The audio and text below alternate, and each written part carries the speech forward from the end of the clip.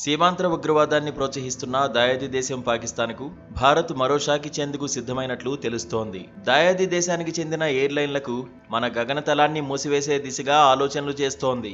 అయితే పహల్గాం ఉగ్రదాడి నేపథ్యంలో భారత్ పాకిస్తాన్ల మధ్య ఉద్రిక్తతలు కొనసాగుతున్నాయి. తమపై ఆంక్షలు విధించిందనే అక్కసుతో భారత్పై విషం చిమ్మిన పాక్ తమ గగనతలంపై మన దేశ విమానాల రాకపోకలపై నిషేధం విధించింది.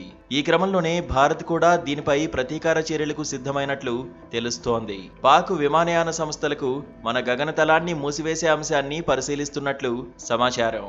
ప్రస్తుతం ఈ ప్రతిపాదన పరిశీలన దశలో ఉందని, ఇంకా తుది నిర్ణయం తీసుకోలేదని తెలుస్తోంది. అయితే ఒకవేళ దీనిపై భారత్ నిర్ణయం తీసుకుంటే అది పాక్ ఎయిర్లైన్లపై పెను ప్రభావం చూపించే అవకాశం ఉంది. పాక్ విమానాలు కౌలాలంపూర్ సహా మలేషియాలోని ఇతర నగరాలు, సింగపూర్, థాయిలాండ్ వంటి ప్రాంతాలకు వెళ్లాలంటే మన గగనతలాన్ని దాటాల్సిందే.